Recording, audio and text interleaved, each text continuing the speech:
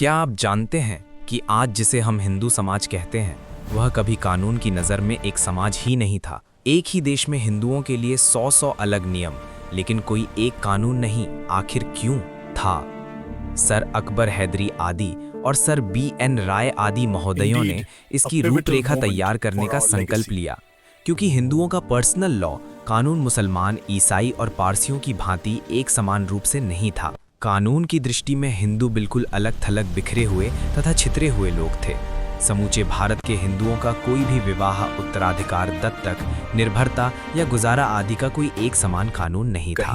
किसी जगह याज्ञवल्क्य की स्मृति में दाक्षरा का प्रचलन था, कहीं रूढ़ियों या रिवाज ही कानून का स्थान ले चुकी थी। केरल में जायदाद या उत्तराधिकार प्राप्त करने वाली संतान लड़का न होकर लड़की ही थी। बंगाल में तो बाप ही सब कुछ था। पंजाब और उत्तर भारत में हिंदुओं की पृथक पृथक जातियों के उपरोक्त मामलों में जुदा जुदा रिवाज थे। यह कहना उचित होगा कि हिंदुओं को वैयक्तिक कानून, पर्सनल लॉ एक बीहड़ जंगल के समान था, जिसमें किसी भी सीधी और सरल सड़क की बजाय पगडंडियों की ही भरमार थी। कहीं माता की लड़की से तो कहीं मामा अपनी सगी भांजी से शादी कर सकता था, और वह फिर भी पक्का हिंदू कहलाता था। दूसरे स्थान ऐसे भी थे जहां मामा अपनी भांजी को अपनी पुत्री के समान मानता था।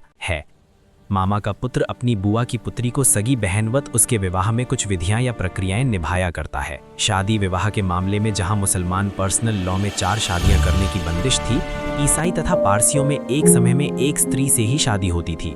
हिंदुओं में चाहे एक समय में 100 स्त्रियों से शादी कर ले, ऐसी कोई कानूनी बंदिश नहीं थी। विधवा को मृत पति की संपत्ति में कोई अधिकार प्राप्त नहीं था। दत्तक या गोद लेने के लिए अपने बंधुओं में से अथवा अपनी पुत्री के पुत्र को ही गोद लिया जा सकता था। कहीं कहीं एक व्यक्ति अपनी उम्र से भी बड़ी उम्र वाले व्यक्ति को दत्तक बना सकता था, क्योंकि हिंदुओं का सामाजिक ढांचा एक हास्यजनक तथा अद्भुत प्रणाली पर बना हुआ था। विधवा विवाह सवर्ण जातियों में प्रचलित नहीं था। यदि कोई इतिहास यही नहीं रुकता है। मिलते हैं पार्ट 3 में, क्योंकि आगे सच और भी ज्यादा तीखा है। जय भीम, नमो बुद्धाय।